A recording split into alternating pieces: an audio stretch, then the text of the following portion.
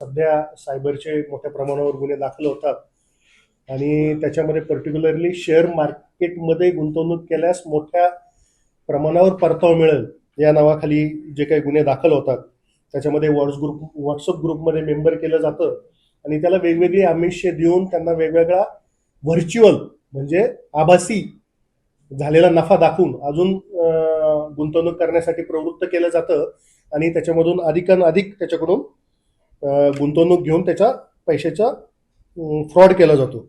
तर अशा पद्धतीने साधारणतः 2 सप्टेंबर ते 8 सप्टेंबरच्या दरम्यान आपल्या नवी मुंबई हद्दीमध्ये एका पीडित इसमाची या फसवणूक झालेली होती. ती 1,07,80,000ची होती. त्याच्यामध्ये सायबर पोलीस स्टेशनला हा गुन्हा सायबर ॲक्ट खाली दाखल झाला आणि त्याचा तपास ज्यावेळेस चालू केला त्यावेळेस असं निदर्शनास आलं की ज्या व्हॉट्सअप ग्रुपमध्ये त्याची फसवणूक झालेली होती तो व्हॉट्सअप ग्रुप अजून ॲक्टिव्ह होता. तोपर्यंत तो व्हॉट्सअप ग्रुप ॲक्टिव्ह होता.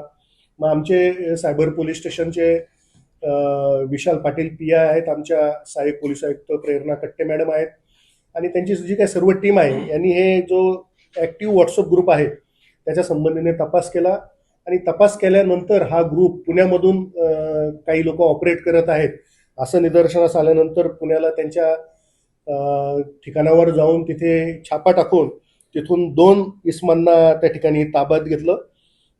ज्यांचे पर्टिक्युलरली पैसे ट्रान्सफर करण्यासाठी त्यांचे बँक खाते वापरण्यात आलेले होते, त्याला आपण फर्स्ट लेअर म्हणतो सायबरमध्ये. ते 2 इसम त्या ठिकाणी ताब्यात घेतले आणि त्या इसमांची नावं आहे सुरेश तळेकर आणि विकास आव्हाड. आणि यांना विचारपूस केली असता असं निदर्शनास आलं की त्यांचे फक्त खाते वापरण्यात आलेले होते, परंतु हे खाते वापरणारे मूळ जे लोक होते ते ऑपरेटर आपण ज्यांना म्हणतो, हे ऑपरेटर मुंबईमध्येच एका ठिकाणी लॉजवर होते आणि यांची मोडस अशी आहे की एका ठिकाणी 2-3 दिवसापेक्षा जास्त वेळ राहत नाही. आमच्या टीम समोर हे मोठं चॅलेंज होतं की हे नवी मुंबईमध्ये आहेत परंतु नेमके कुठल्या लॉजमध्ये आहेत. साधारणतः वाशीच्या परिसरामध्ये 25-30-40 लॉज सलग 3-4 दिवस आमच्या सर्व टीमने तिथे त्याची झाडझडती घेतली. त्याच्यामधील आलेले सगळे कोण कोण रहिवासी होते त्यांचे आधार कार्ड वगैरे सगळं चेक केलं आणि त्याच्यामधून एक संशयित जो लॉज होता राधे रेसिडेन्सी याच्यामध्ये छापा टाकला आणि त्या ठिकाणी पर्टिक्युलरली हे जे ऑपरेट करणारे जे 5 लोक होते त्या ठिकाणी आपल्याला मिळाले. याच्यामध्ये मोडस अशी आहे की हे पहिल्या लेअरमधले जे खातेधारक आहे त्या खातेधारकांकडे आलेली जी काही जमा झालेली फसवणूक करून आलेली रक्कम ही हे लोक व्हॉट्सअप आणि